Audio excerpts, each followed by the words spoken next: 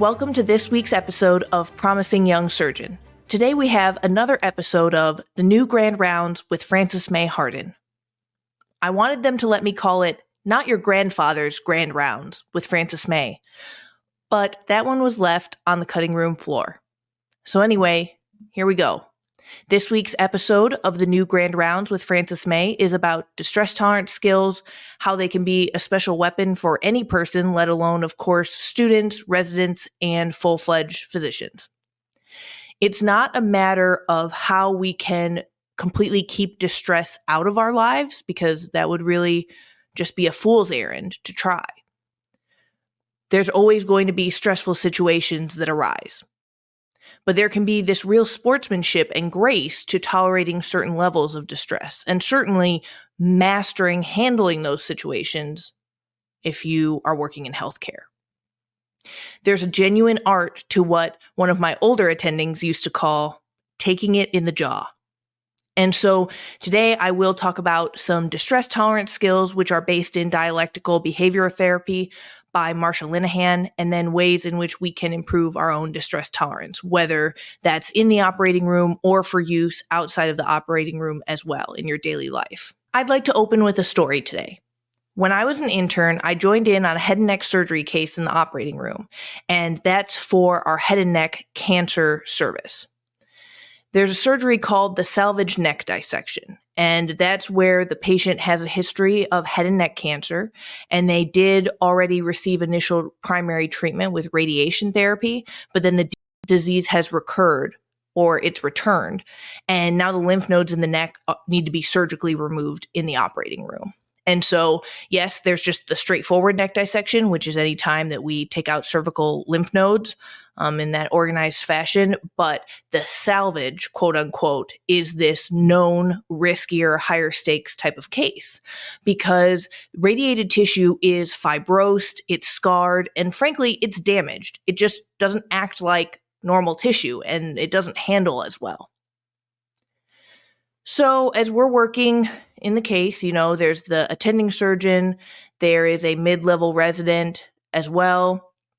And during the course of the dissection, the resident who was assisting with the case inadvertently put a tiny hole in the carotid artery. The internal carotid artery is a big deal. So this is a critical vascular structure. Surgically damaging it risks, for instance, stroke or even death. And in this case, that tiny rent, the injury was immediately recognized. The attending surgeon calmly controlled it. They kept control of that little rent while another attending physician came into the room to help repair it. And they very meticulously closed it with a Prolene suture, which is just the name of a specific type of suture that is used in this type of scenario. So I can tell you that no one moved a muscle or made a peep during that entire process. Surgery is a huge privilege to be able to do, and it can be life or death work. There's no mistaking that. That's one reason why I think that it's so easy for people to fall back on or resort to things like shouting or intimidating others, etc. The work is extremely serious, it's stressful, and so I definitely want to acknowledge that. But what this story specifically demonstrates is how critical it is to have distress tolerance skills. This is really the best case scenario because the injury was quickly repaired, the situation was well taken care of, patient did very well, and nobody freaked out in the situation. It was just kind of like, okay, this is serious, we're going to treat it seriously, we'll take care of it and move on. And even then, so even when everything's going right, and everyone has good control of their emotions, this is a super high stress situation. And it shows how serious the work is. And it shows how a necessary part of becoming a surgeon is getting nerves of steel. Every person in the room, including myself, the older resident, the attendings, a high level of distress tolerance is required to excel in these types of situations and then perform broadly high risk and complicated surgeries well. To give other examples, though, that's less literal life or death, but can still certainly feel that way, distress tolerance skills are great for people who have had to attend meetings that they have a lot of apprehension about, or that they know that a bully is going to attend. There are just innumerable workplace situations where improved distress tolerance would come in so handy, and it truly is like a secret superpower. So there is this absolutely wild cognitive dissonance that I personally experienced, and I think a lot of surgeons experience on the path to becoming an attending. I'll illustrate my point with a quick trip down memory lane to my own medical school experience. And the point of sharing these stories is just to share, how the culture of medicine does change depending on your level of training and things like that. Because when I was a fourth year medical student, the spring of graduation, I read House of God. This is a great fiction book by Stephen Bergen. It was published in 1978, and it is about residency training. It's such a great book. It is harrowing. The residents in it absolutely get messed up, and the culture's abhorrent. I won't spoil the ending, but I read that book and I ate it up. I'll read you a quote. Here's a quick excerpt from the book. And this is about internship or the first year of residency. Each of us was becoming more isolated. The more we needed support, the more shallow were our friendships. The more we needed sincerity, the more sarcastic we became. It had become an unwritten law among the turns. Don't tell what you feel, because if you show a crack, you'll shatter. We imagined that our feelings could ruin us like the great silent film stars had been ruined by sound. In this book, the residents were beyond hardened, jaded, and just totally beaten down. So the read is definitely hilarious at times, super depressing at times. And I would recommend this as a read. But I sincerely, as a fourth year medical student, I read this and I was like, yeah, put me in, coach. Because here's the thing. I thought it was outdated, and I thought it was fiction. I knew it was published in the late 70s. And I had not really seen much like it during my own medical training. I didn't really identify with seeing those things, but medical students are quite protected. They're shielded from a lot of it. And so while I thought that I was enjoying a piece of fiction from the 70s, I was pretty unprepared to enter that world, and worse, in 2017. And so I do want this to be my formal warning to people that the book is not old-timey fiction. As I mentioned, I had been mostly shielded from that House of God type of environment while I was rotating in the hospital as a medical student, and even on away rotations. But I have to tell you, when I look back on it, my spidey senses went off once or twice. While I was on my OB-GYN rotation as a third-year medical student, I had been assigned to a gynecologic case in the operating room. And third-year medical students are primarily there in the OR setting to observe, occasionally hold something or retract, and occasionally get pimped about anatomy and things like that. In this case, fortunately, it was really the former. It was just be a fly on the wall and try to absorb and learn. So you want to stay as still as possible, be quiet, don't attract attention in any way, and just legitimately hold the wall up to an extent. Especially when it's laparoscopic surgery, you can kind of watch the screen while you're holding the wall up. And so that's what I was doing that day. I quietly watched the case, and at the end of it, we jointly, the whole team rolled the patient to post-op or the PACU. And while I was there, thinking about, okay, well, what's my next move? I was just kind of lingering around the PACU when I saw the attending from the case just absolutely lay into the fellow for the case. He was raising his voice at her, just clearly berating her for something that she'd done in the case. So the fellow, this is somebody who I had just met that week, but she seemed like a very gentle, kind person. For instance, I never saw her raise her voice at anyone during those couple days. She was the mom of a few young kids. She was a wife. And I was 23 years old when I saw this exchange happen. And I was shocked. And I will tell you what shocked me about it. When you're 23, a woman in her mid-30s, that's about as old as it gets.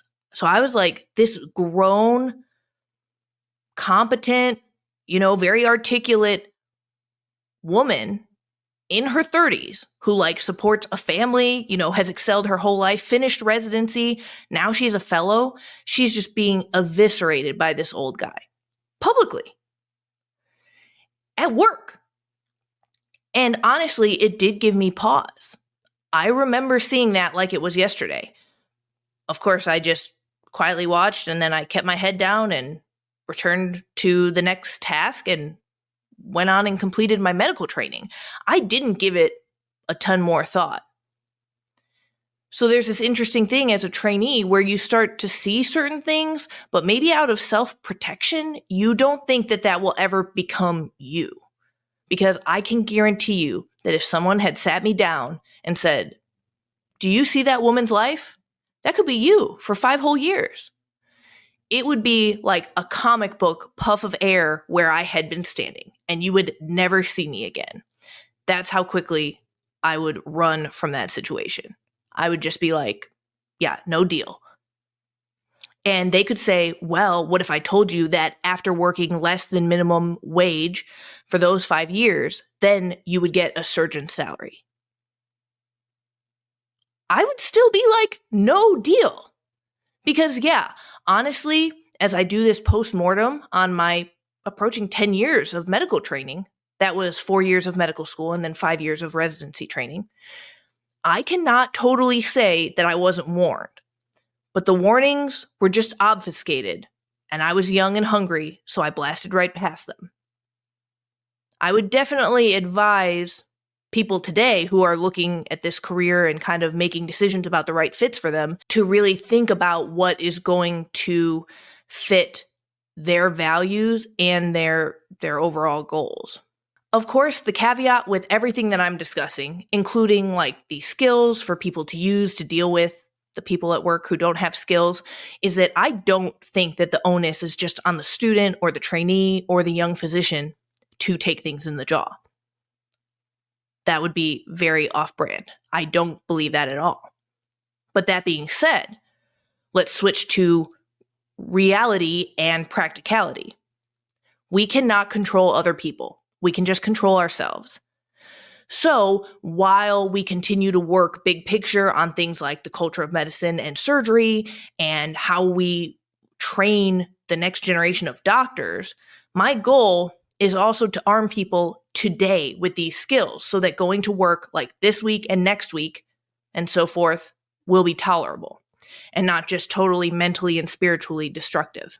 Okay, so now let's segue into some of these skills. Some real world talk here. If you've ever been way over threshold, just truly at your limit with work or with an interpersonal conflict, whatever it may be, you may have Googled some variation of relaxation tips, ways to decrease stress, ways to handle stress, and so forth.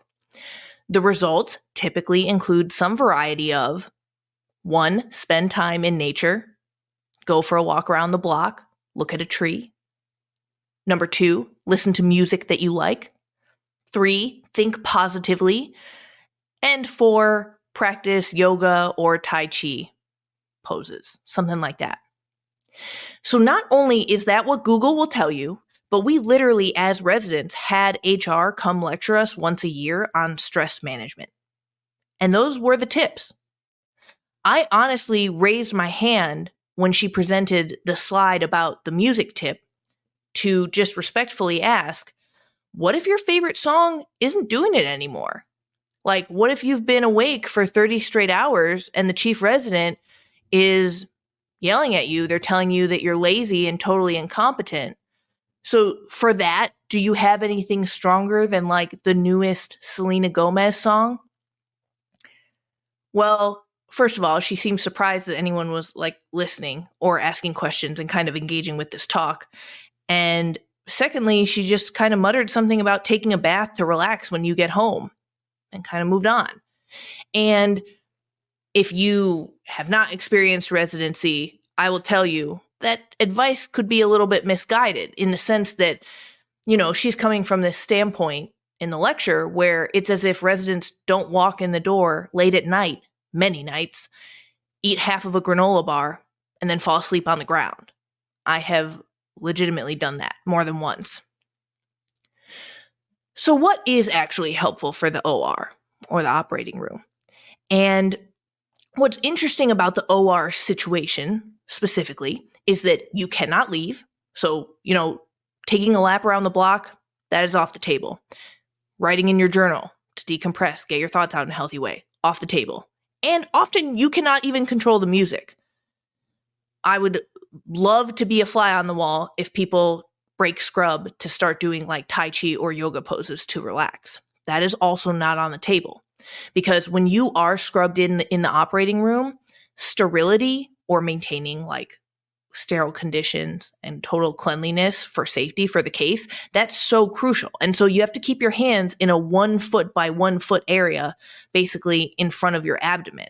And so that's why you kind of see people standing goofily with like their hands just kind of on their upper belly, because this is safe. This is actually still in that sterile box, which about, is a foot by a foot. So for instance, there are some very easy yoga poses that are relaxing that could be done even in a like in between seeing consult situation, or maybe like break from clinic situation. But in the operating room, you cannot even stretch your arms directly overhead. That would be out of kind of that sterile box and the sterile field. And so you're quite limited by all of that. So that's why it's useful to look at some of these DBT skills and pick out ones that could work for the OR.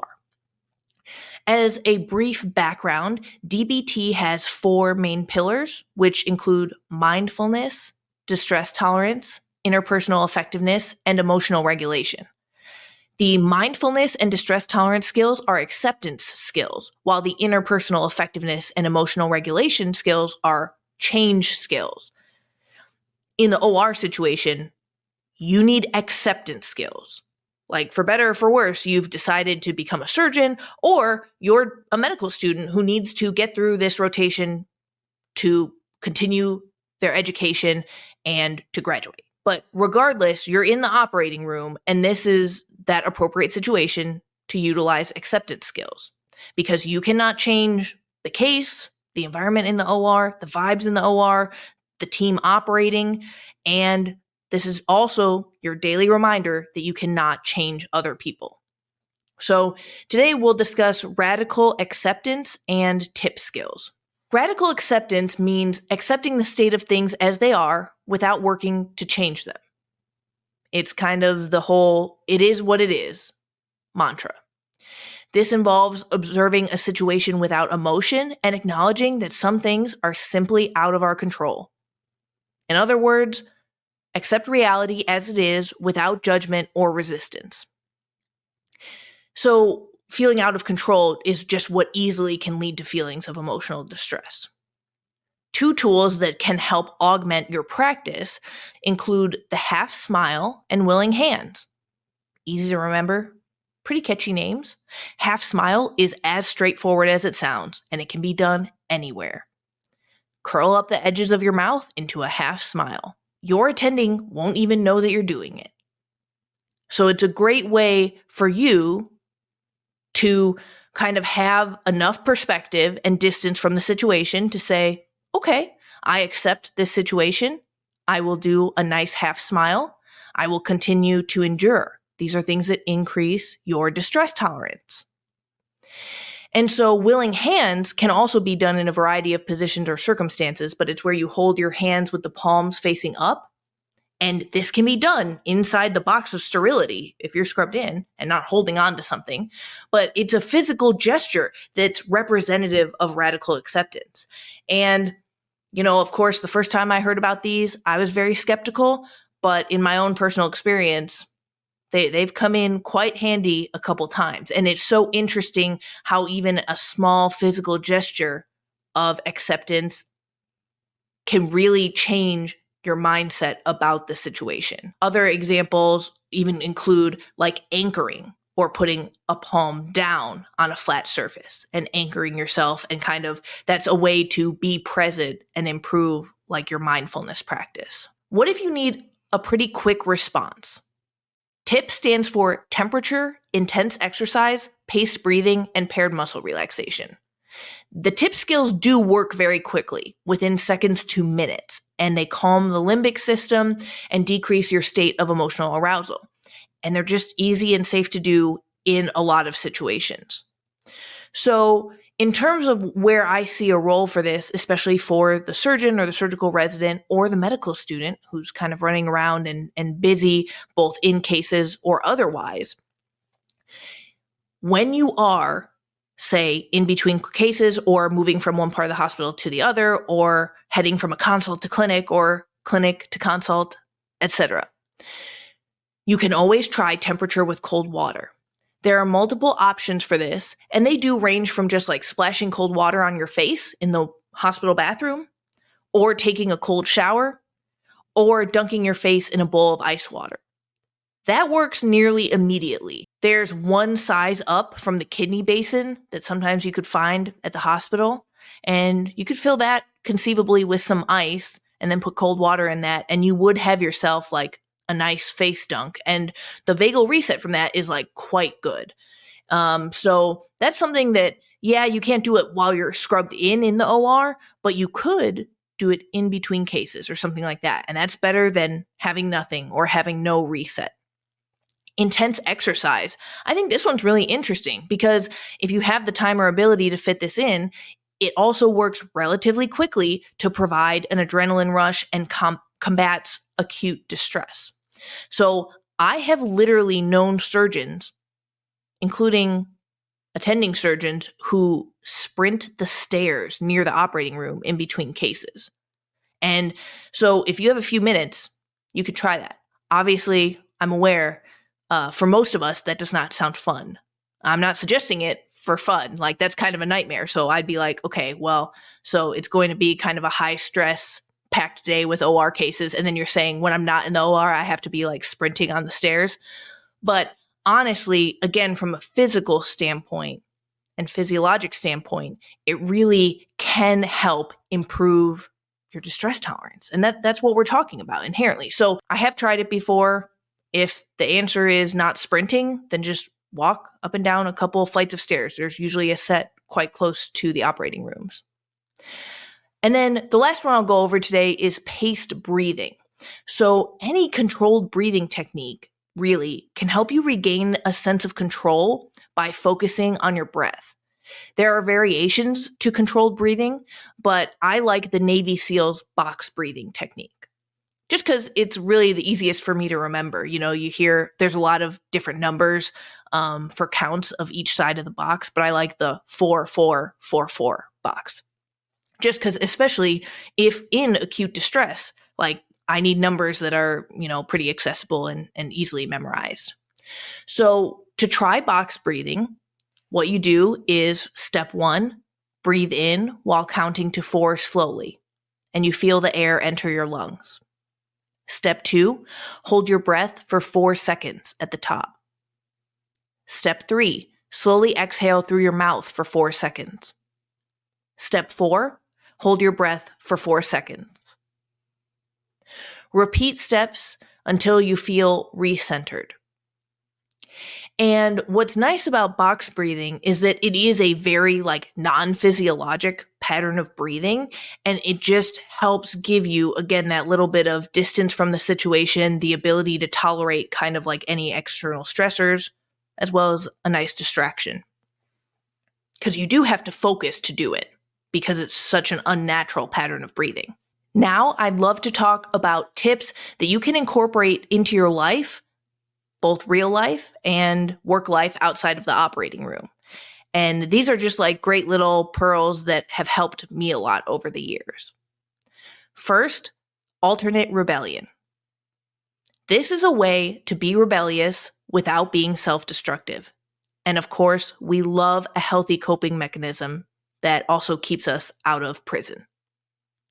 Examples of this include, for instance, wearing crazy underwear or socks, like under your scrubs, under your work clothes, piercing your ears, changing your hair, getting a tattoo.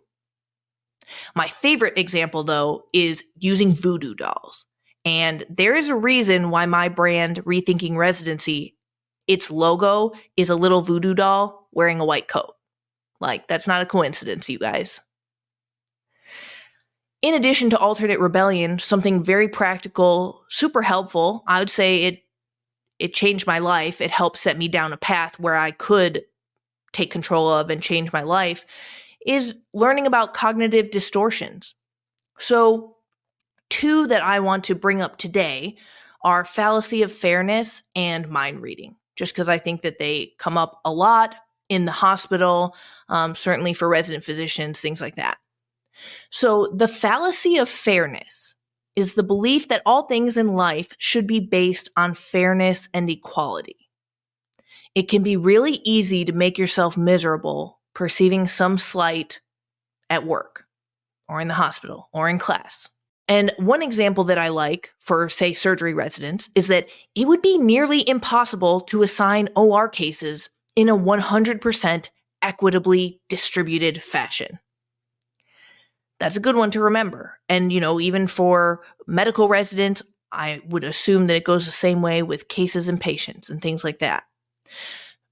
But the point is, we all tend to think about what we deserve. When I was a fourth-year resident, I got to meet the therapist for residents at the hospital. He was the guy that ACGME allowed you to talk to for free 6 times per academic year, if you are a resident physician who seems like they need to talk to a therapist. So that was me. This is a wonderful resource, by the way, if you're a resident and you have not heard of this. Their records are kept totally separate from the EMR. It does not report back to the program director or anything like that. So it's a wonderful resource. But I remember the first time that he taught me about cognitive distortions. I was a fourth-year resident at the time. And he brought up the fallacy of fairness, because this is something I get really hung up on. It just absolutely grinds my gears. My dad was a lawyer. Like, it just makes me crazy. But here's what he said. There are a lot of things that have broken in our favor to get to this point, and we tend not to focus on those. Try not to get hung up on the breaks that are not in your favor.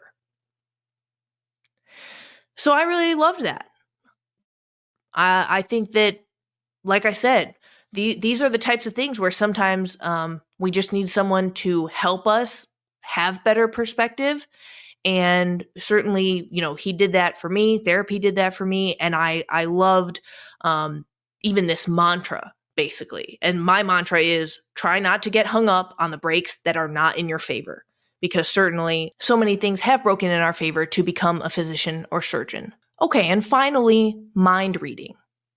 This one is a cognitive distortion that is very easy to fall into when working in any high-stress environment.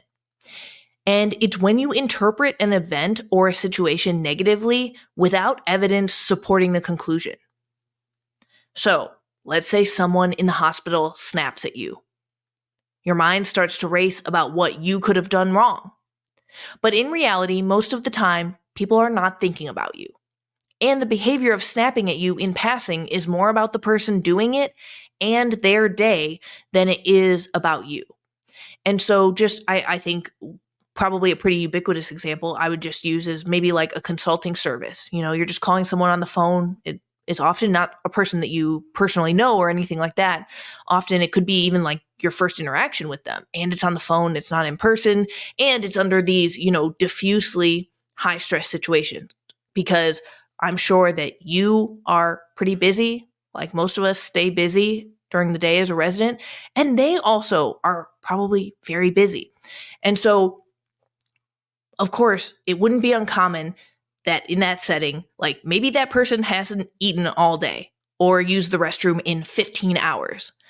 That could be why they have a little bit of an attitude. That's not saying that that makes it okay at all, but you can see why it just becomes really not a good use of your time to try to make sense of their behavior or attempt to read their mind about it.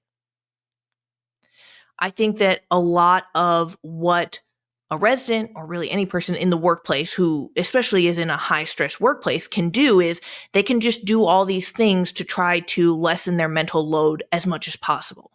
And things like saying, I'm giving up mind reading to the best of my ability, that is going to lessen your mental load. But by lessening the mental load, it will free you up to do things that are either important to you or important for your job. And so we love anything that helps us lessen the mental load.